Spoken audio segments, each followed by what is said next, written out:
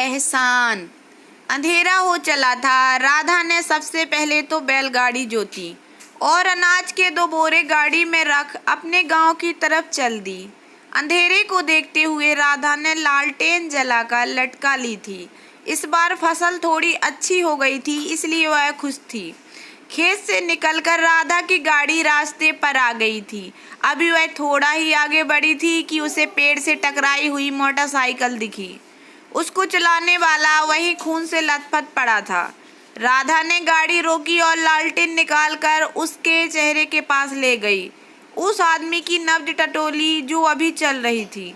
इसके बाद उसका चेहरा देखकर एक पल के लिए तो राधा का भी सिर घूम गया। वह सरपंच का बेटा दीपेंद्र था। दीपेंद्र सिंह को देखकर राधा का एक बार मन हुआ कि उसे ऐसे ही छोड़कर आगे बढ़ जाए, लेकिन आखिर वह भी एक औरत थी और ना चाहते हुए भी उसने गाड़ी के सामान को एक तरफ किया और फिर दीपेंद्र सिंह को उठाकर गाड़ी में डाल लिया। वह चाहती थी कि जल्दी से जल्दी दीपेंद्र सिंह को वह सरपंच के हवाले कर दे।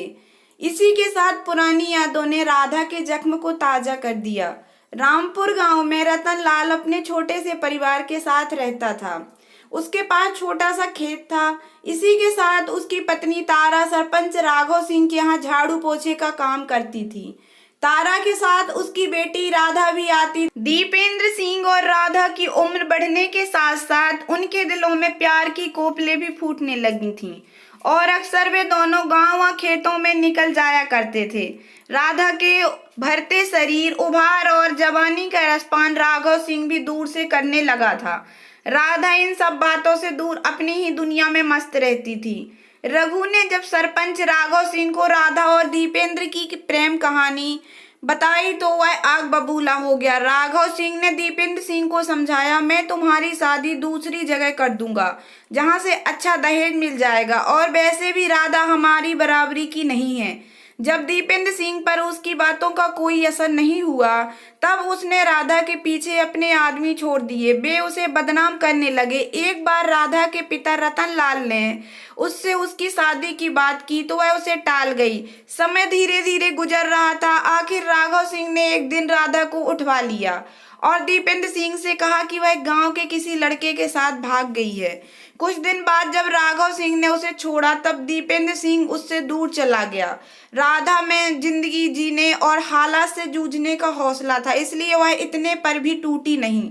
थोड़ी दिन बाद इसी गम में राधा के माँ बाप भी इस दुनिया से चल बसे, लेकिन इस सब हालात ने उसे और भी जुझारू बना दिया था। राधा ने खेती बाड़ी को खुद संभाल लिया और पास के दूसरे गांव में रहने चली गई।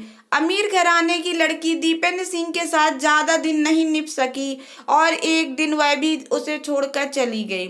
इसके बाद दीपेंद्र सिंह पागल जैसा हो गया, क्योंकि बाद में उसे भी राधा के साथ हुए गलत बर्ताव के बारे में मालूम पड़ा था।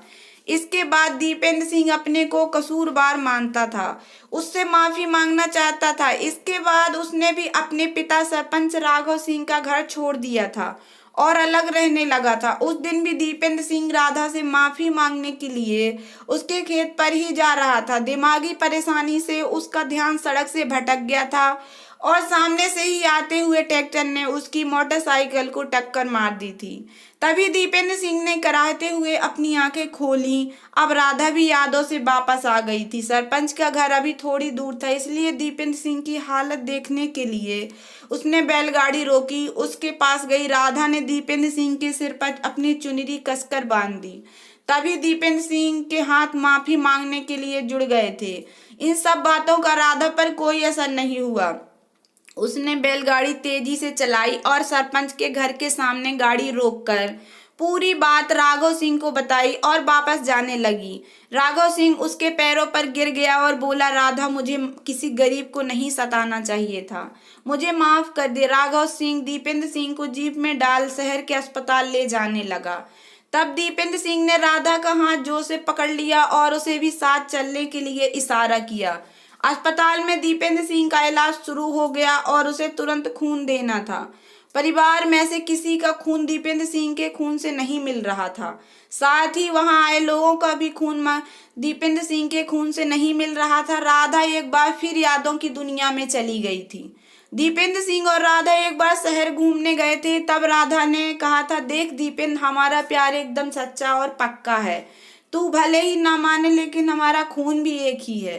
तब दीपेंद्र सिंह ने हंसते हुए कहा, हट पगली, ऐसे थोड़ी ना होता है। सभी के खून का ग्रुप अलग अलग ही होता है। मजाक की बात शर्त में बदल गई और दोनों ने पास के एक अस्पताल में जाकर खून को चेक करवाया। तब दोनों का ग्रुप एक ही निकला। तभी डॉक्टर ने आकर कहा, राघव सिंह, जल्दी खून का इंतजाम करो, दीपेंद्र सिंह की हालत खराब होती जा रही है। खून काफी बह गया था। तब राधा ने विश्वास से कहा, डॉक्टर, मेरी खून ले लीजिए। राघव सिंह हैरानी से राधा को देख रहा था और एहसान तले दबा जा रहा था।